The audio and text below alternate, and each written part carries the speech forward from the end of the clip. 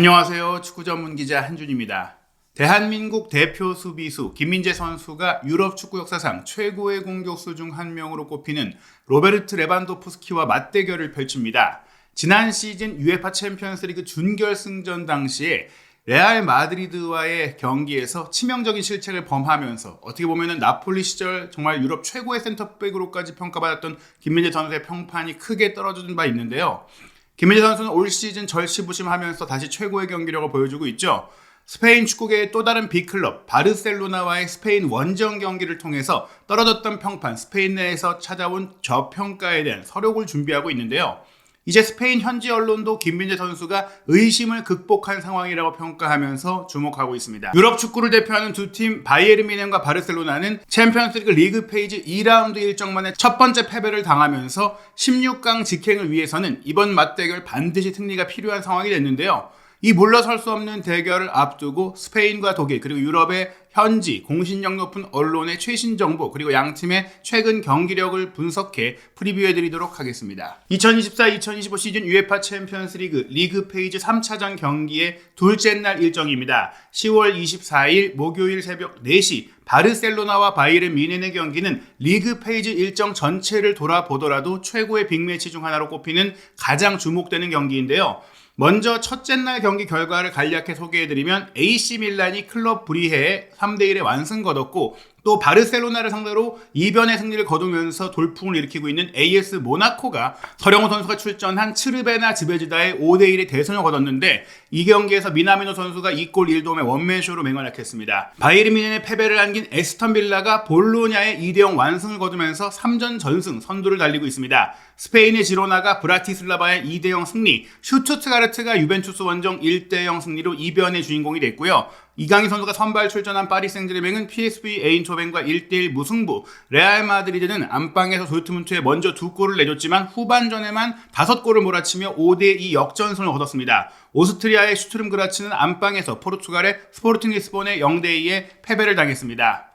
현재 순위를 살펴보면 에스턴 빌라가 유일하게 3전 전승 승점 9점으로 단독 선두고요. 말씀드린 대로 바르셀로나에 승리했던 모나코가 2승 1무, 무패로 승점 7점 선두를 추격하고 있습니다. 스포르팅 리스본도 2승 1무, 아스널도 2승 1무로 2, 3, 4위에 올라 있고요. 도르트문트가 첫 번째 패배를 레알 원정에서 당하면서 2승 1패로 승점 6점입니다. 승점 6점을 얻은 팀 중에는 프랑스의 브레스트, 포르투갈의 벤피카, 또 독일의 레버쿠젠 등이 있는데요. 골득실 차로 엇갈리면서 레알 마드리드가 16강 직행이 가능한 8위권 안으로 들어가지 못하고 있고 또 이제 경기를 치러야 하는 리버풀이 6점으로 2승 중이니까 3전 전승을 노리고 있는 또 하나의 우승 후보라고 할 수 있겠습니다. 유벤투스가 첫 번째 패배를 통해서 주춤하고 있고 맨시티가 아직 3차전을 치르지 않은 가운데 하나의 무승부를 안고 있는데요. 정말 치열하게 리그 페이지가 진행되고 있습니다. 바이에른 뮌헨과 바르셀로나는 두 경기 1승 1패 승점 3점을 얻고 있기 때문에 이 경기에서 이기지 못한다면 8위권을 위협할 수 있는 순위로 올라가기가 쉽지 않습니다. 내지는 사실 24위까지 주어지는 플레이오프 진출권을 유지하기 위해서라도 최소한 승점 1점은 가져와야 하는 상황인데요. 양팀의 최근 성적을 보시면 분명히 압도적인 팀들이지만 자국 리그의 선두를 달리고 있는 팀들이지만 허점이 없다고 할 수는 없습니다. 바르셀로나는 모나코와의 경기 패배에 이어 스페인 라리가에서도 오사수나 원정에서 2대4의 패배를 당하며 수비적인 허점을 드러냈거든요. 분명 화력 자체는 공격력 자체는 물이 올랐다라는 평가입니다. 오사수나전도 지면서도 2골을 넣었고 또 챔피언스리그 첫 승을 거둔 영보이스전 5대0 대승, 최근에 알라베스전 3대0 승리, 지난 주말 세비야를 상대로 5대1로 크게 이겼죠. 그에 앞서서도 결코 만만치 않은 팀인 비아레알과의 원정 경기도 5대1로 승리하면서 한 번 골이 터지면 정말 걷잡을 수 없는 막강 화력을 자랑하고 있는데요. 바이에른 뮌헨 같은 경우도 시즌 초반 뱅상 콤파니 감독 체제에서 압도적인 득점력을 보이면서 순항하다가 레버쿠젠과의 분데스리가 홈 경기 1대1로 비기면서 주춤한 상황입니다. 이 무승부 이후에 에스턴 빌라와의 챔피언스리그 경기 0대1로 패배했고 그 다음에는 프랑크푸르트와의 분데스리가 경기에서 3대3으로 비겼습니다. 하지만 지난 주말 슈투트가르트의 4대0의 대승을 거두면서 분위기를 되살리는 데 성공했는데요. 바이에른 뮌헨은 디나모 자그레브와의 챔피언스리그 첫 경기 9대2로 크게 이기는 기록적인 승리를 거뒀고 또 브레멘 원정도 5대0으로 이기면서 마찬가지로 수비의 허점이 최근 드러나고는 있지만 공격적으로 뛰어난 모습을 보이고 있습니다. 흥미로운 것이 뱅상 콤파니 감독이 펩 과르디올라, 지금 바르셀로나의 기반을 만든 감독의 선수로서 맨시티 시절의 그 제자로 지도자적인 면에 있어서 많은 도움을 얻고 배움을 얻었던 것으로 알려져 있잖아요. 지금 바르셀로나를 이끌고 있는 한지 플릭 감독 같은 경우에는 바이에른 뮌헨 감독으로 트래블을 달성했던 인물로 또 바르셀로나의 치명적인 패배를 안겼던 인물입니다. 올 시즌에 바르셀로나의 감독을 맡아서 다시금 본인의 지도자로서의 능력을 입증하고 또 좋은 평가를 받고 있는데요. 한지 플릭 감독 체제의 바르셀로나는 발렌시아와의 올 시즌 라리가 개막전 2대1 승리를 시작으로 빌바오와의 경기 2대1 승리, 라요 바이카노전 2대1 승리에 이어 레알 바야돌리드를 7대0으로 크게 제압하면서 연전 연승으로 출발했습니다. 지로나와의 원정 경기, 지난 시즌 4위 안에 들어가면서 챔피언스리그 진출권을 얻은 돌풍의 팀인데, 이 지로나가 바르셀로나의 인근 지역에 있는 팀이잖아요. 이 지로나가 지난 시즌에 바르셀로나보다도 더 바르셀로나 같다라는 평가를 받으면서 높은 활약을 펼쳤는데, 이번 시즌 플릭 감독이 퇴장 선수가 발생하면서도 지로나 원정을 4대1로 크게 이기며 5연승까지 달렸습니다. 하지만 이 흐름 이후 모나코 원정에서 연달아서 지로나전에 이어서 또 한 번 퇴장 선수가 발생하면서 1대2로 시즌 첫 번째 패배를 당했는데요. 그리고 나서 그래도 라리가에선 연승 행진이 이어지다가 오사수나를 상대로 뒷공간의 문제를 또 한 번 드러내면서 완벽하지만은 않다. 사실 공격적인 면에서 뛰어나고 하이라인 축구를 하고 있는 특유의 바르셀로나의 문제들이 조금은 드러나고 있다라고 볼 수 있는데, 세비야전도 5대1로 크게 이기긴 했지만 후방이 무너지면서 오프사이드로 취소된 골이라든지 결국에는 또 한 골을 내준 상황들을 고려한다면 바르셀로나의 강점과 약점이 명확하게 드러난다. 그런데 재미있는 것은 바이에른 뮌헨 역시 그렇게 하이라인 축구를 하면서 공격적으로 운영을 하니까 바르셀로나와 바이에른 뮌헨이 맞붙었을 때는 그러면 어떤 화력이 더 앞설까, 또 얼마나 많은 골이 터질까에 대한 기대감이 커지고 있습니다. 그리고 그 과정 속에서는 결국에는 센터백의 퀄리티, 상대 공격수를 압도하고 차단하고 위기를 커버하는 센터백의 속도와 또 집중력이 중요한데, 그 과정 속에서 김민재 선수가 어떤 활약을 펼칠지에 대해서도 아주 큰 기대가 모이고 있는 것입니다. 바르셀로나의 득점 패턴을 하나로 특히 정의하기 어려울 정도로 다양한 방식으로 골을 만들어내고 있는데요. 아무래도 놀라운 것은 이제 36세가 됐음에도 불구하고 여전한 운동 능력을 보이고 있는 레반도프스키의 활약입니다. 지난 주말 세비야와의 경기 전반 28분에 2대0을 만들었던 골 같은 경우에는 본인 특유의 가짜 9번과 같은 역할, 진짜 9번도 되고 가짜 9번도 되는 9번 공격수의 교과서가 레반도프스키잖아요. 이 선으로 내려와서 뿌려주는 패스를 통해 오른쪽 뒷공간으로 파고든 라민 야말에게 좋은 기회를 만들어줬고, 라민 야말이 여기서 오른쪽 깊숙한 곳에서 컷백을 흘려준 것을 오른쪽 풀백인 쥘 쿤데가 인버티드 풀백으로 안쪽으로 들어가서 공을 잡는 척하면서 흘려주면서 상대 수비의 허리를 완전히 찔렀고, 뒤에서 달려들어온 페드리가 오른발 논스톱 중거리 슈팅으로 골문 우측 상단 구석을 찔렀거든요. 이런 연계 플레이, 사이드 체인지, 배우 공간 침투, 라인 체인지, 라인 브레이킹, 그 외에 세트피스 상황이라든지 레반도프스키를 통한 단순한 플레이라든지 측면을 통한 다이렉트 공격이라든지 정말 수많은 공격을 보여주고 있는 바르셀로나입니다. 여기서 이런 연계 플레이에 기점을 했던 레반도프스키는 앞서 알라베스와의 경기 3대0으로 이길 때는 왼쪽 측면을 완전히 무너뜨렸던 하피냐의 돌파에 의한 패스를 아주 빠르게 수비수와 센터백 사이 공간으로 찔러 들어갔던 정말 빠른 타이밍의 패스를 더 빠르게 반응하면서 밀어넣었던 본인의 여전히 건재한 미친 듯한 손발력과 민첩성을 보여줬어요. 이 나이에 어떻게 이런 움직임과 이런 침투가 나올 수 있느냐. 단지 본인의 경험을 활용해서 골을 넣고 있는 게 아니라 뛰어올라서 헤더 슈팅이라든지 몸싸움하면서 연계해준다든지 이렇게 좁은 공간에서 빠르게 움직인다든지 모든 것들을 다 하고 있는 레반도프스키거든요. 하지만 문제는 역시 수비에 있습니다. 바르셀로나의 실점 패턴, 특히 모나코에 패배했던 경기를 보시면 모나코가 왼쪽 측면에서 오른쪽 측면으로 길게 한 번에 전환 패스를 줄 때 수비 라인이 내려오는 과정 속에서 허점이 드러났고, 아클리 우체가 단독 돌파로 접고 들어갈 때 수비수들의 공격 가담과 빌드업 능력은 좋지만 대인 방어력이 떨어지다 보니까, 특히 발데 선수가 대인 수비력이 유럽 대항전에서는 문제를 드러내면서 단독 돌파에 의한 왼발 슈팅을 막지 못하고 1대0의 선제골을 내줬어요. 그리고 나서 동점골을 넣고 쫓아갔음에도 71분에는 반데르송이 수비라인 뒷공간, 너무나 높은 하이라인의 뒷공간을 한 번에 찌르는 날카로운 패스를 줬고, 여기에서 일레니 케나 선수가 뒤로 빠져들어가면서 속도에서 바르셀로나 수비수가 따라올 수 없도록 질주한 이후 1대1 기회를 침착하게 성공시키면서 2대1로 승리를 이끌었던 것입니다. 사실 바르셀로나 같은 경우에 지금 수비 라인에 특히 부상자가 많고, 또 위기마다 결정적인 선방으로, 말도 안 되는 선방으로 팀을 지켜왔던 테어 슈테겐 골키퍼가 올 시즌 아웃이 되는 치명적인 부상을 입은 것도 타격이라고 할 수 있는데요. 게다가 바르셀로나 같은 경우에는 역사적으로, 전통적으로, 그리고 상성상으로 바이에른 뮌헨의 굉장히 약한 모습을 보여왔었죠. 역대 15번의 맞대결에서 바르셀로나는 2승 2무 11패로 절대 열세의 기록이 있고요. 또 최근 10경기로 압축하더라도 승리가 한 번밖에 없고 최근 6경기로 압축해도 2015년 이후 지난 2022-2023 시즌까지 6번의 챔피언스리그 대결에서 모두 패배했습니다. 그나마 바르셀로나가 바이에른 뮌헨에 승리했던 경기를 마지막으로 짚어보면 2015년 준결승전이었죠. 그때 이제 2014-15 시즌으로 엔리케 감독 체제에서 MSN 트리오가 최고의 활약을 펼치면서 트래블을 두 번째로 바르셀로나가 달성했던 시즌인데요. 그때도 사실은 홈에서 3대0으로 이긴 이후 원정 가서 2대3으로 패배한 다음에 골득 실차 우위를 통해서 결승에 오를 수 있었습니다. 그리고 우승까지 차지했었지만 그 뒤 2020년 8월 코로나19 팬데믹으로 인해서 포르투갈에 모여서 치렀던 이 경기에서는 무려 2대8의 참패로 8강에서 바르셀로나가 역사적인 굴욕적인 패배로 탈락을 했었고요. 또 2021-2022 시즌 같은 경우에는 조별리그에서 만났는데 홈과 원정 모두 바이에른 뮌헨이 3대0의 완승을 거뒀고 또 가장 최근의 맞대결인 2022-2023 시즌도 단지 바르셀로나가 그냥 진 것만이 아니라 4경기 연속 무득점을 하면서 또 대량 실점을 하면서 무너졌어요. 그런 점들은 바르셀로나가 이제는 바이에른 공포증이 생긴 게 아니냐는 얘기까지 나올 정도였는데 다만 이 과정 속에서 아주 큰 활약을 펼쳤던 선수가 레반도프스키이고 그 레반도프스키가 이제는 바이에른이 아닌 바르셀로나의 창으로 활약하고 있다는 것입니다. 현재 바르셀로나의 전력 역시 특히 공격력이 아주 좋다는 평가를 받고 있는데요. 한지 플릭 감독은 4-3-3 포메이션을 기반으로 4-2-3-1에 가깝게 운영하고 있는데 올 시즌의 가장 큰 특징은 야심차게 영입한 분데스리가 출신 공격형 미드필더, 특히 바르셀로나 유스 출신 선수로서 다시 친정으로 금의 환영한 다니 올모가 시즌 초반에 입은 부상으로 이탈한 가운데 본래 측면 공격수를 맡아왔던 하피냐가 선수단의 투표를 통해서 주장 완장을 차게 됐는데 하피냐가 2선 중앙에서 자유도를 얻고 나서 올 시즌에 그야말로 최고의 경기를 보여주고 있고 레반도프스키의 최고의 파트너로 활약을 하고 있습니다.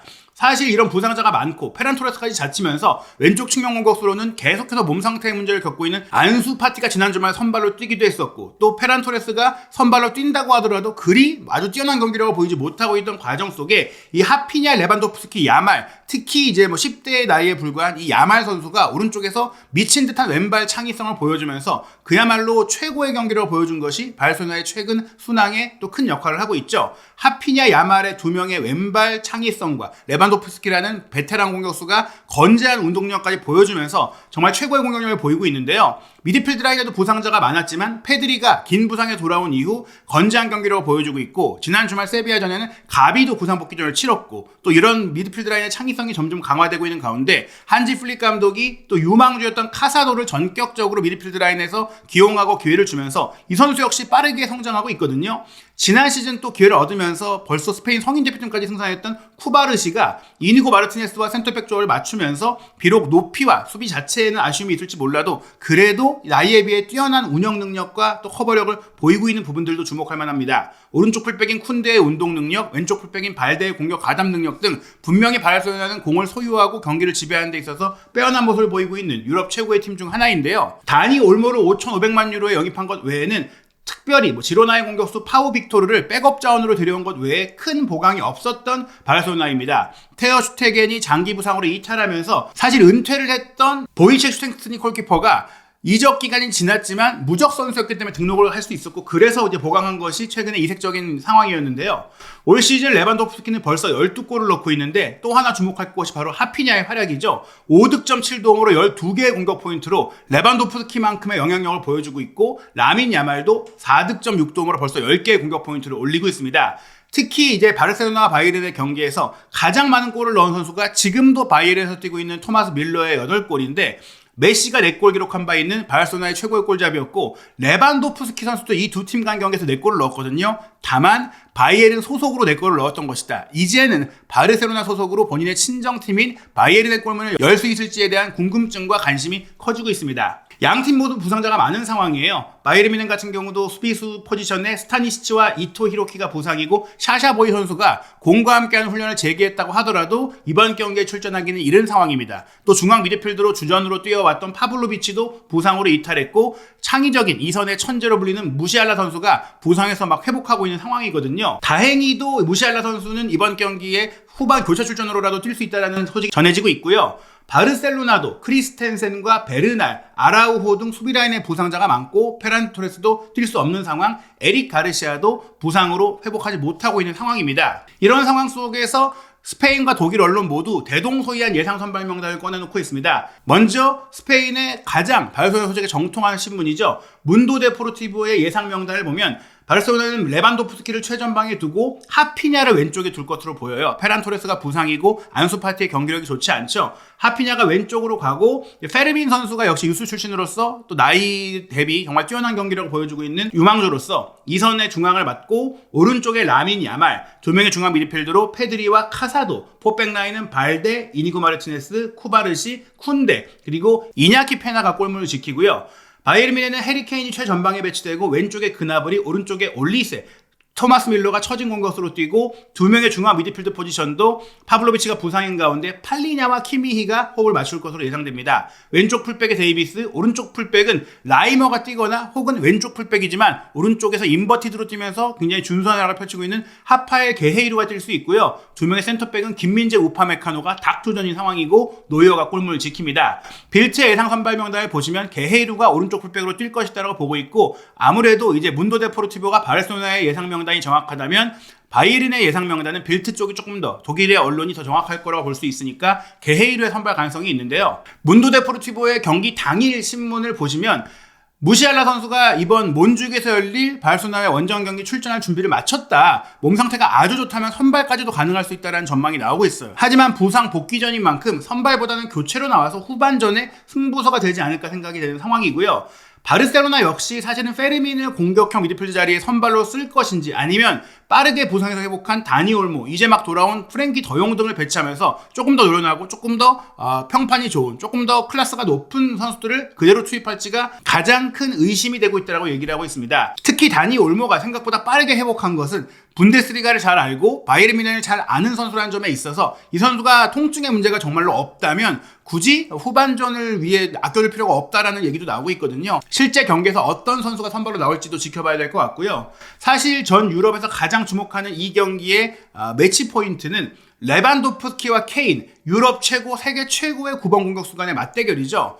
케인 선수도 어마어마한 결정력과 득점력을 올 시즌 분데스리가에서 보이고 있죠. 지난 시즌에도 분데스리가 득점왕을 차지했고 올 시즌도 이미 득점왕 경쟁에서 따라올 선수가 없는 모습을 보이고 있는데요. 올 시즌 두 선수는 레반도프스키가 전체 공식 경기에서 12경기 중에 14골을 넣었고 케인은 10경기 만에 13골을 넣었으니까 정말 어마어마한 득점력을 보이고 있고 여기에 케인 선수는 6개의 어시스트까지 기록을 하면서 벌써 16개의 공격 포인트를 기록하고 있는 상황입니다. 이 두 선수가 이 현재 팀에 온 것도 얼마 되지 않았는데 벌써 레반도프스키는 바르셀로나에서 뛴 107경기에서 73골을 넣었고 케인은 55경기에서 57골을 기록하면서 본인의 득점력이 팀빨이 아닌 자신의 능력이라는 것을 보여준 것 같은데요. 이 두 선수의 결정력이 이번 경기의 승리에 큰 변수가 될 것이다라고 볼 수 있겠죠. 그리고 또 하나 중요한 것이 김민재 선수가 레반도프스키 선수를 어떻게 막을 수 있을까에 대한 부분인데요.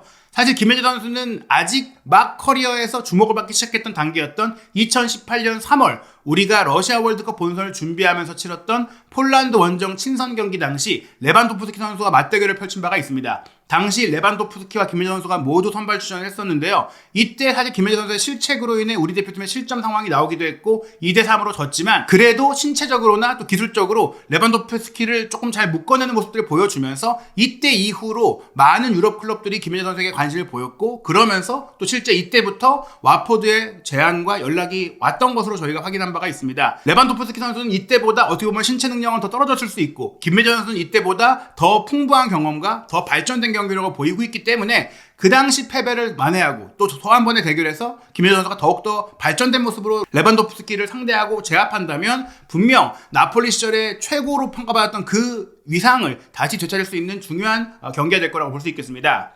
스페인의 문도 데포르티보도 바이에른 뮌헨의 콤파니 감독 체제, 새로운 시스템을 분석하는 과정 속에서 수비 라인을 언급할 때 김민재 선수에 대해 코멘트를 했는데요.